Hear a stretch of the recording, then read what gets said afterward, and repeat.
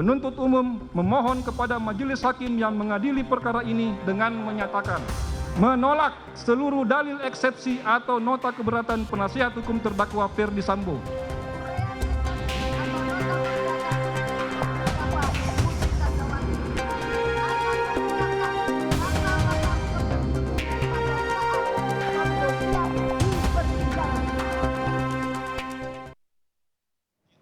Saudara, persidangan kasus pembunuhan Brigadir Yosua terus berlanjut.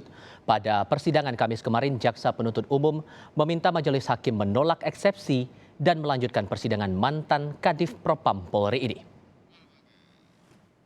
Memohon kepada majelis hakim yang mengadili perkara ini dengan menyatakan, menurut jaksa, seluruh keberatan dari Ferdi Sambo tidak bisa diterima. Jaksa juga meminta hakim menolak eksepsi Ferdi Sambo dan melanjutkan persidangan. Jaksa penuntut umum juga meminta majelis hakim menerima surat dakwaan dari pihak jaksa karena sudah memenuhi unsur formil dan material. Sementara dari pihak Ferdi Sambo, tim pengacara menyayangkan penolakan eksepsi atau nota keberatan oleh jaksa penuntut umum. Mereka menilai jaksa penuntut umum tidak konsisten dalam merunut rangkaian peristiwa dalam kasus pembunuhan Yosua. Tetapi jelas di situ bahwa rencana itu muncul di Saguling. Kalau ini berdasarkan dakwaan, tapi seolah-olah muncul juga di Magelang perencanaan itu. Jadi yang mana yang sebenarnya itu yang salah satu yang kita nilai inkonsisten dalam kaitan dengan dakwaan tersebut.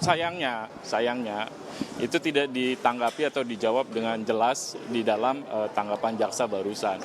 Nah, mudah-mudahan nanti hakim bisa menilai secara lengkap tentu baik dari sisi jaksa dakwaannya juga dari sisi keberatan atau eksepsi yang kami sampaikan.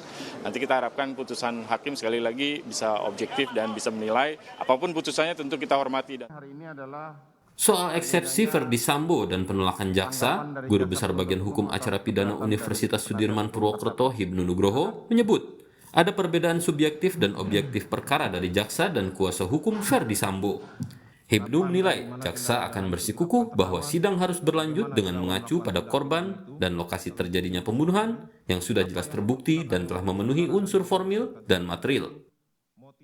Dengan korban yang terjadi seperti itu, apalagi ditambah dengan adanya perusakan barang bukti, maka jaksa adalah kekeh akan memberikan suatu penjelasan, lokus dan tempus delicti yang jelas, sehingga tidak terbantahkan gitu loh. Lah mudah-mudahan apa yang disampaikan tanggapan dari jaksa penuntut umum nanti mendapatkan suatu nilai dari majelis. Majelisnya akan menilai ini sidang nanti putusan selah ditolak atau diterima, kan begitu. Seandainya eksepsi ditolak, ya sidang masuk pada pembuktian. Tinggal menunggu keputusan hakim pada sidang berikutnya dalam putusan selah. Apakah sidang kasus pembunuhan yang dilakukan Ferdi Sambo ini akan berlanjut atau kembali dari awal lagi? Tim Liputan Kompas TV. Pekan depan sidang kasus pembunuhan dan perintangan penyidikan pembunuhan Yosua Huta Barat akan kembali digelar. Bagaimana jaksa dapat menggali keterangan para saksi untuk menguatkan dakwaannya kepada para tersangka? Lebih lengkap akan dibahas jurnalis Kompas TV Alfania Rizky dari Pengadilan Negeri Jakarta Selatan. Alfa, bagaimana Anda membaca potensi para saksi yang dihadirkan jaksa di sidang 2 kasus pembunuhan berencana Brigadir Yosua ini?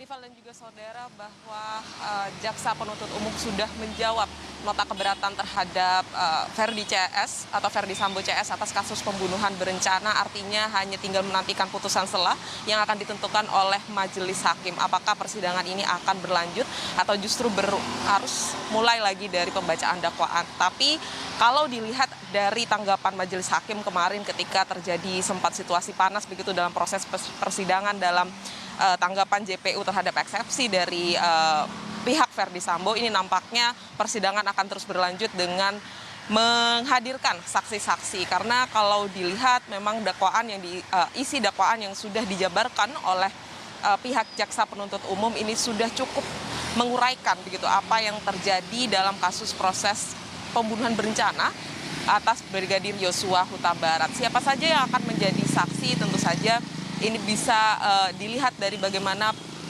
penjabaran dalam isi dakwaan tersebut. Ada pihak dari asisten rumah tangga dari Verdi Sambo atau juga keluarga dari Brigadir Yosua Huta Barat dan pihak-pihak lain yang kemudian terlibat dalam kasus pembunuhan berencana ini. Tapi kalau dilihat dari jadwal sidangnya sendiri, pekan depan ini masih tepatnya pada tanggal 26 Oktober 2022 ini masih mendengarkan putusan sela yang akan diputuskan oleh majelis hakim.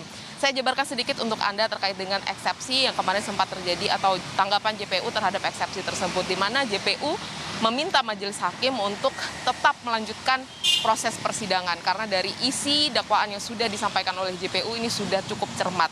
Padahal dari pihak Verdi Sambo CS ini menyebutkan bahwa dakwaan dari jaksa penuntut umum ini kurang cermat, tidak jelas dan tidak lengkap. Bahkan mereka sempat menjabarkan terkait dengan bahwa JPU ini tidak menjabarkan begitu rangkaian kasus yang terjadi di Magelang, kemudian sempat menjabarkan beberapa pernyataan dari si justice kolaborator yaitu Richard Eliezer. Tapi kembali lagi JPU menjawab bahwa hal tersebut sudah termasuk dalam atau di luar lingkup eksepsi atau nota keberatan sesuai dengan pasal 156 ayat 1 KUHP. Artinya seharusnya materi tersebut sudah masuk dalam materi pembuktian yang akan dibacakan atau dibuktikan dalam proses persidangan. Tetapi hal tersebut kemudian dijabarkan terlebih dahulu oleh pihak Verdi Sambo, sehingga hal ini yang kemudian sempat ditegur juga oleh majelis hakim bahwa materi tersebut seharusnya dijabarkan dalam sidang pembuktian